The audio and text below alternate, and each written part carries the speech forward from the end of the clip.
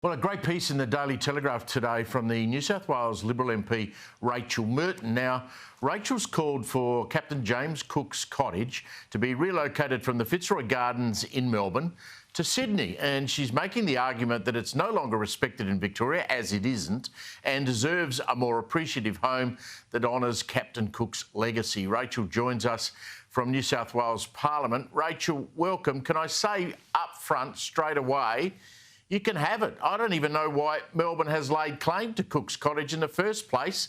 I've done some research today. I'll share it with you in a moment, but give us your argument. Where are you going to put it in Sydney? Yeah, thank you, Steve. Absolutely. New South Wales is the home for Cooks Cottage.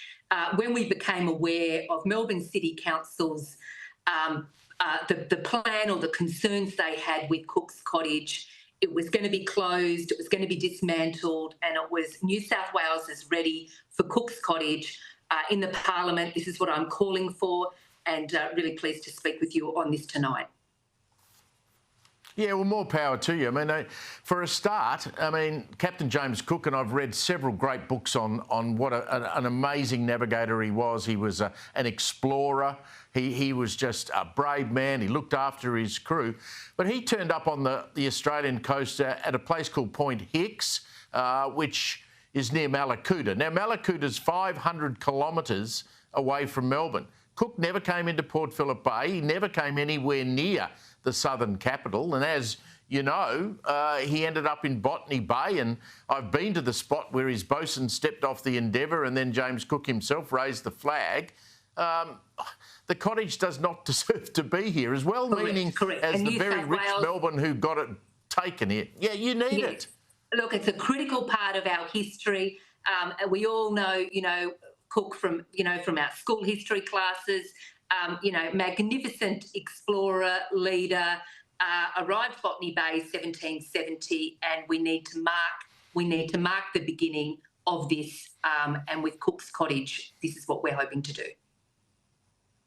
I think it's a fantastic idea. I mean, I had a long agreement with the former Prime Minister Scott Morrison, who of course held the seat of Cook, that every school child, particularly any school child in New South Wales, should visit that spot in Botany Bay where the Endeavour pulled up and where Cook stepped off.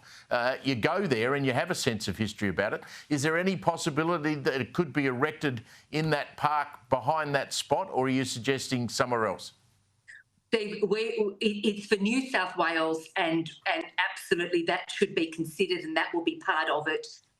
That would be quite historic and meaningful, like you say, for our history. And we're going to do all we can to facilitate the relocation of Cooks Cottage to New South Wales. One of the things it would do, Rachel, hopefully, although I don't have great faith in our education system, but it would reignite debate within schools to teach the history of what actually happened when James Cook came to Australia, not what people say happened and use it as a way to promote dissent and say that there was an invasion. And I mean, it was not. I mean, Cook and his treatment of native peoples around the globe, including in New Zealand and here in Australia, you couldn't question it on everything I've read. Yeah, absolutely. A critical part of Australian history. The school kids need to know the real story on this and what an exceptional man Cook was in terms of the explorer, the courage, the leadership, the significance. It's our history and we want to preserve it. And most people don't know the history of this this brick structure. I mean, Cook never actually lived in it. It was a cottage that his parents lived in. A very wealthy Melbourne businessman decided it would be a good idea to have it taken apart brick by brick, shipped out to Australia and rebuilt in its current position. Now, I've lived in Melbourne forever.